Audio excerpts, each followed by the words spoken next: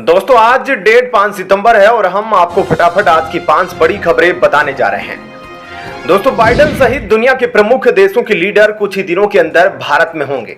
इधर दूसरी तरफ ऐसा जरूर हो सकता है कि पाकिस्तान तैयारी कर रहा हो कि भारत पर किस तरह से अटैक किया जाए ताकि यह G20 समिट नाकाम हो जाए, क्योंकि पाकिस्तान जैसे मुल्क के बारे में पूरी दुनिया जानती है कि वह कब क्या कर दे कोई नहीं जानता।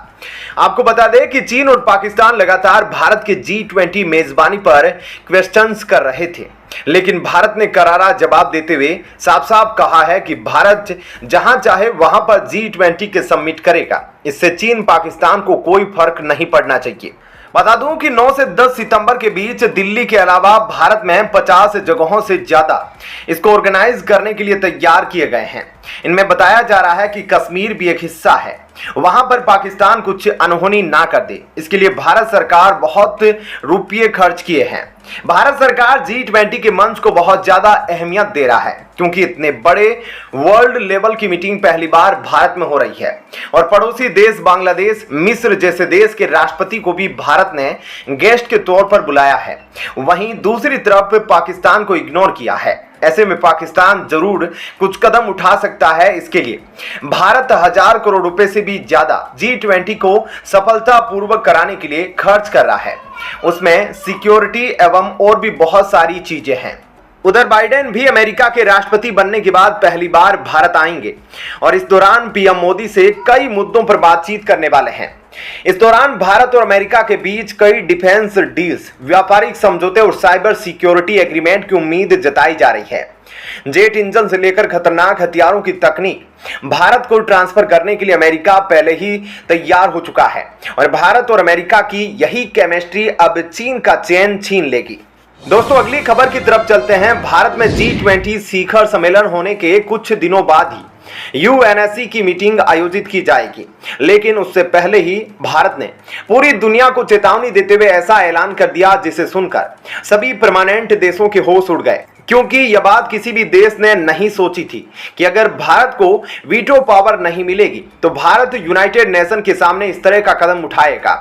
आपको बता दें कि UNSC की मीटिंग 19 सितंबर से शुरू होने वाली है, लेकिन इस सेशन को अटेंड करने के लिए भारत के प्रधानमंत्री खुद नहीं जा रहे, बल्कि भारत का प्रतिनिधित्व करने के लिए हमारे विदेश मंत्री डॉक्टर एस जयशंकर संयुक्त राष्ट्र में जाने वाले हैं।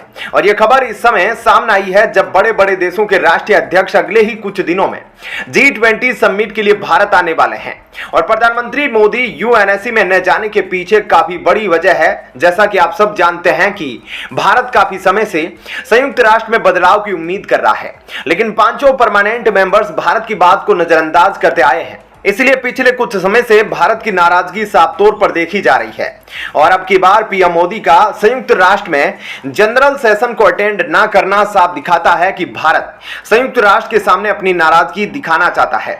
और जानकारी के लिए बता दें कि जब किसी बड़ी मीटिंग को अटेंड करने के लिए किसी देश का लीडर खुद नहीं जाता तो यह एक तरीके से मैसेज माना जाता है। इसलिए पीएम मोदी का UNSC की जनरल असेंबली अटेंड ना करना पूरी दुनिया के लिए एक बहुत बड़ा मैसेज होगा। दोस्तों अगली खबर की तरफ चलते हैं। भारत और आर्मेनिया के बीच अब हथियारों को लेकर काफी बड़ी बड़ी डील्स हो रही है। भारत का पिनाका रॉकेट सिस्टम तो आर्मेनिया पहुंच गया था, लेकिन हाल ही में भारत और आर्मेनिया के बीच हुई एक और बड़ी डील का खुलासा हुआ है, जिसके बारे में अभी तक किसी को नहीं पता था। आपको बता दें कि भारत की तरफ से स्वदेशी रूप से तैयार की गई होविचर की पहली बैच अब आर्मेनिया पहुंच चुकी है, यानी कि पिनाका रॉकेट सिस्टम तो आर्मेनिया पहुंच ही गए हैं। साथ में TC-40 जो होविचर गन है यह भी आर्मेनिया को डिलीवर कर दी गई है, जो कि कल्याणी ग्रुप द्वारा तैयार की गई है और इसका मालिकाना हक भारतीय थल सेना के पास है। और इस होविचर के लिए भारत और आर्मेनिया के बीच 1265 करोड़ की डील हुई थी और आर्मेनिया ने इस होविचर को 4 से 5 रेजिमेंट में खरीदा है और एक रेजिमेंट में 18 से 20 गन मौजूद होती है। इस गन को एक जगह से दूसरी जगह आसानी से ट्रक के जरिए ले जाया जा सकता है। ऐसे में भारत द्वारा इस वक्त आर्मेनिया को काफी ज्यादा हथियार दिए जा रहे हैं, जबकि आर्मेनिया के साथ अपनी दुश्मनी के चलते यह बात अजरबैजान को बिल्कुल भी पसंद नहीं आ रही है। दोस्तों अगली खबर की तरफ चलते हैं। जैसा कि आप सब जानते होंगे कि इस वक्त पूरी दुनिया गेहूं की क्राइसिस से जूझ रही है। इस बीच अब भारत ने ऐसा आइडिया निकाला है जिससे भारत को भी काफी ज्यादा फायदा होगा, साथ ही साथ भारत दूसरे देशों की भी मदद कर पाएगा। ऐसा करने के लिए अब भारत ने अपने देश में आने वाले गेहूं पर जो 40% इंपोर्ट ड्यूटी लगाई जाती थी उसको हटा दिया है। ऐसा करने के बाद भारत रूस के जरिए या फिर किसी और देश के जरिए आसानी से गेहूं अपने देश में इंपोर्ट कर पाएगा, क्योंकि जब इंपोर्ट ड्यूटी ही नहीं होगी तब कोई भी देश आसानी से भारत को गेहूं दे पाएगा और अपने देश में गेहूं इंपोर्ट करने के बाद फिर भारत इसे दूसरे देशों में एक्सपोर्ट करेगा, जहां पर इस वक्त गेहूं की कमी है। और इससे भारत को कई फायदे होने वाले हैं, जिनमें से पहला फायदा तो यह होगा कि भारत में गेहूं के दाम सस्ते हो जाएंगे। इसके अलावा भारत एक गेहूं को प्रोसेस करके यानी कि आटा बनाकर इसे दूसरे देशों में बेचेगा, जिससे भारत का एक्सपोर्ट बढ़ेगा, भारत को काफी ज्यादा फायदा भी होगा। ऐसा करके भारत जिन देशों में इस वक्त गेहूं की कमी है उन देशों की परेशानी को सुलझा पाएगा। इन सब के अलावा अब आपको जानकारी के लिए आपको बताते हैं कि दुनिया भर के बड़े बड़े वर्ल्ड लीडर्स जब दिल्ली आएंगे तो वह कहां पर रुकने वाले हैं, उनकी सुरक्षा के लिए कौन से बड़े कड़े इंतजाम किए जा रहे हैं।